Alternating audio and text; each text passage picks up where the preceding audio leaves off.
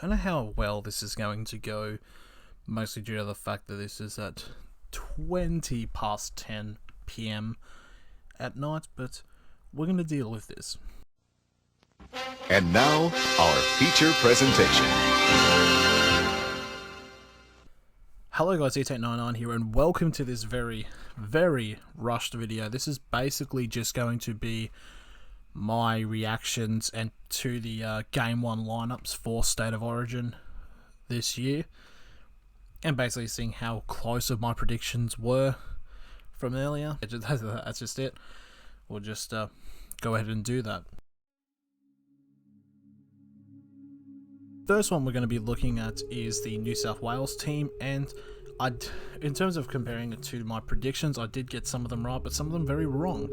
So first up, we got at fullback, you got James Tedesco. Let's be honest, no one was really shocked there. He's of course going to be in the team. You've got Brian To'o and Josh Adokar on the wings, again, fairly expected. For the centres, you've got Latrell Mitchell and Tom Trbojevic. I did leave out Latrell Mitchell because I wasn't too sure if he was going to be included, but of course he was going to be included in the end. The 5'8" and halfback, both consisting of Penrith players Jerome Luai and Nathan Cleary.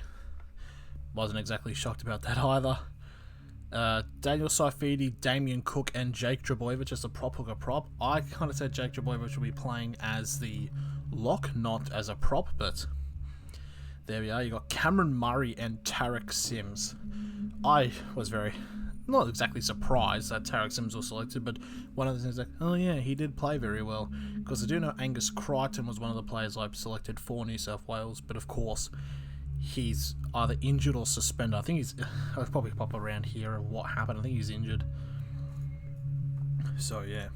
And then at lock, you got Isaiah Yeo, who was, again, not a player I looked onto, but definitely one who should be in the team. Then you've got, of course, with the subs and reserves of Jack Whiten. Junior Paulo was one I didn't think of, but I think he's been a pretty good barnstormer for Parramatta, so completely understand that. Got Payne Haas, I mean, obviously going to be selected. A little bit interesting about how Tavita Pangai wasn't selected. I don't know if he's injured or anything, but who knows. Then you got Liam Martin, Api Coruscant, and Campbell Graham. So a little bit of Western Sydney with Penrith and Parramatta mix there for the New South Wales team. It is a fairly solid team, I must say. If there was players that I do think should be brought in, one of them is, of course, there's someone on the wing who is... But again, we have a little bit of a problem because obviously New South Wales has 5 fullbacks in the team, so it's going to be a little bit interesting, which I think they're trying to fix out for these current rounds, because Adokar did play on the wings in the game against Brisbane. So yeah, one player that I do think should be considered is I think it's either Jason or Jacob, I can't remember, but it's Saab, the winger for the Manly Seagulls. I think he's an absolute brilliant talent, and if one of the players gets injured, he should definitely be called up.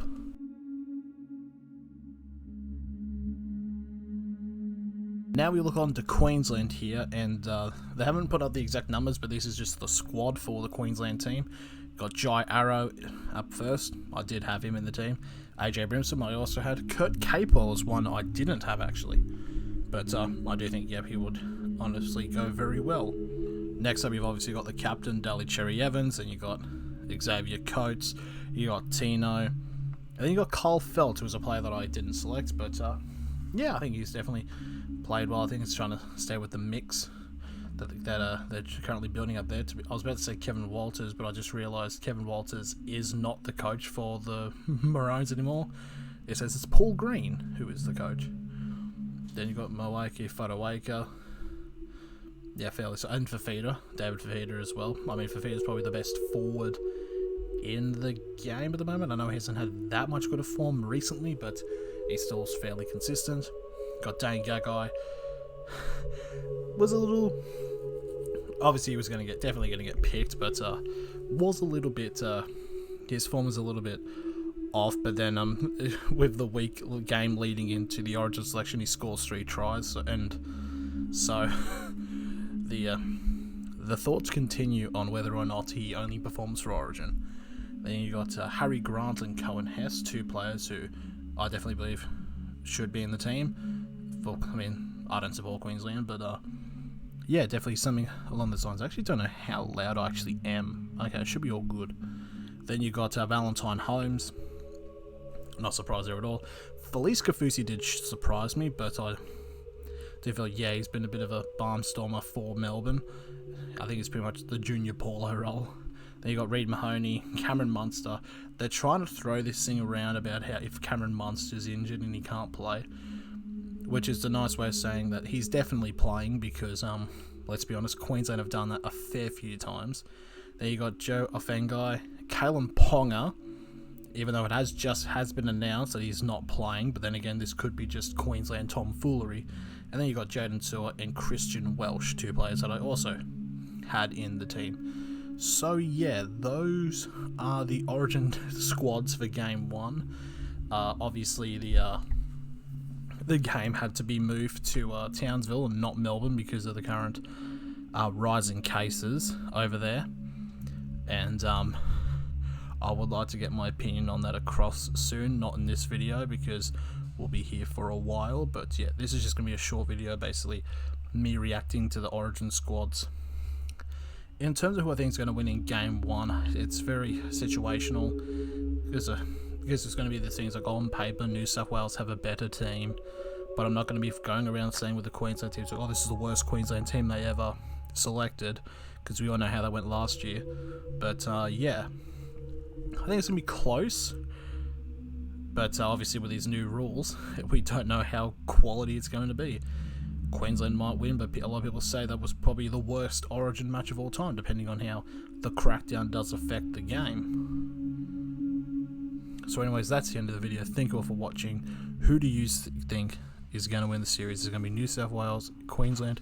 Hell, will we get a draw? I would really love a draw, to be completely honest with you. Anyways, thank you all for watching, and see you later.